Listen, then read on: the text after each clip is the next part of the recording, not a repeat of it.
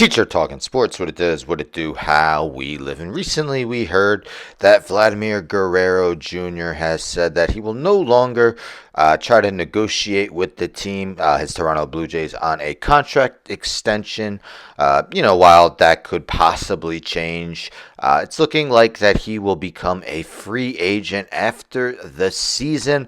Would definitely be probably the most high-profile free agent, although, if Kyle Tucker has a healthy season with the Cubs, he could potentially be the biggest name. But in this video, we're going to take a look at the free agent who signed for the most money in each season since 2022, and meaning that 2020 would be their first season. Sorry, since 2020, so his first season would be in 2020. So I'll start by mentioning Vladimir Guerrero Jr. Of course, unclear what he will sign for if he does reach free agency, but just like Juan Soto, he will be entering free agency at a young age.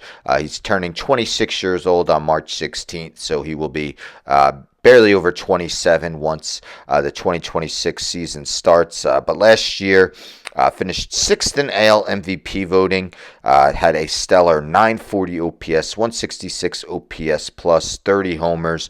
That comes after a 2023, which was somewhat disappointing. 2022 was also good, but not as good. 2021 was the runner-up for MVP, but if he does anything close to what he did last season, he is going to see a large sum of money, whether it's from Toronto or someone else. If we go for 2025, Juan Soto, of course, was the most high-profile free agent this offseason, left the New York Yankees for the New York Mets on a 15-year, $765 million deal.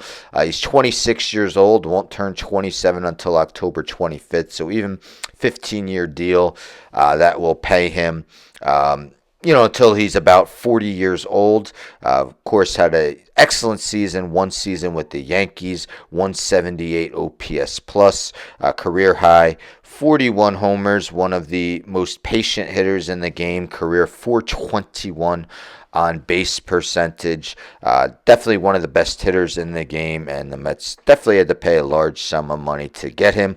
2024, Shohei Ohtani, 10 years, $700 million. Of course, a lot of that was deferred, so not as much as the original contract states, but Shohei Ohtani, of course, did not even get to pitch this year, known as standout two-way player. Of course, there's not really many, but anyhow, this season, 54 homers, 130 RBIs, 134 runs, 1,036 OPS, 190 OPS plus. Helped guide the Dodgers to the World Series in his first year with the team. Ohtani, of course, one of the most high-profile guys in the game. Definitely helps the Dodgers with endorsements and definitely helps pay for his contract, things like that. Also, his market in Japan. 2023, Aaron Judge ended up re-signing with the Yankees, 9 years, $360 million. He'll be signed through 2031. That was coming off a 2022 season where he hit an AL record 62 homers, 1,111 OPS, and amazingly this season he had an even higher OPS at 1,159, a 223 OPS plus. Judge was named won his second AL MVP this past year, won his first in 2022, right before he signed the big deal with the Yankees in 2022. We saw Corey Seager join the left the Los Angeles Dodgers to join the Texas Rangers on a 10-year, $325 million deal that'll pay him until 2031. He's 30 years old right now. Will turn 31 on April 27th. Move definitely has paid dividends. He's been an all-star all 3 seasons. In 2023 was the runner-up for AL MVP. And of course, the Texas Rangers won their first World Series in franchise history, was World Series MVP. Also was in the truncated 2020 season for the Los Angeles Dodgers. Definitely has had an elite career already. 200 career homers thus far. In 2021, we saw, and this was probably the weakest of all the free agent classes, but George Springer got the biggest deal. I believe Trevor Bauer had the most annual, but Springer signed for 6 years, $150 million. He's got 2 years left on that. His 4 seasons in Toronto haven't necessarily gone in stellar fashion. 9.6 WAR in those 4 seasons. 1 All-Star appearance this past year. Batted just .220 with a 92 OPS plus in his Toronto career.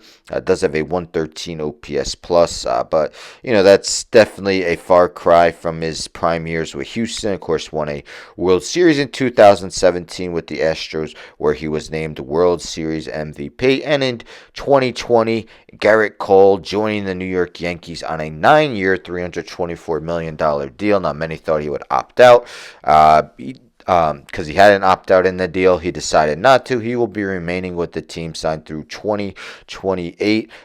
Was on the Houston Astros for 2 seasons prior to joining the Yankees. Was runner-up for Cy Young his last season with the Astros. In his first 4 seasons with the Yankees, finished 4th, 2nd, 9th, and 1st in AL Cy Young voting.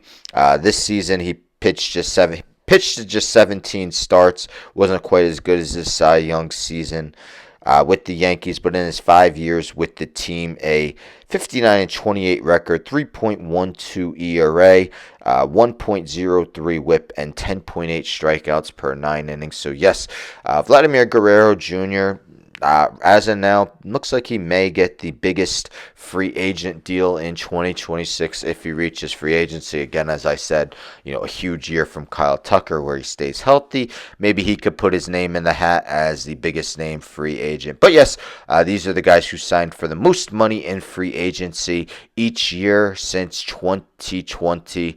Definitely going to be interesting to see how Vladimir Guerrero Jr., how he turns out. Of course, if the Blue Jays were to not be in the playoff hunt, say in July, would the Blue Jays possibly look to trade him? Will be interesting to see. But yes, he will definitely get paid as he's entering free agency at a relatively young age. Anyhow, don't forget to subscribe. Tell a friend to subscribe. Like the video, share the video, hit the bell for notifications. I'm out.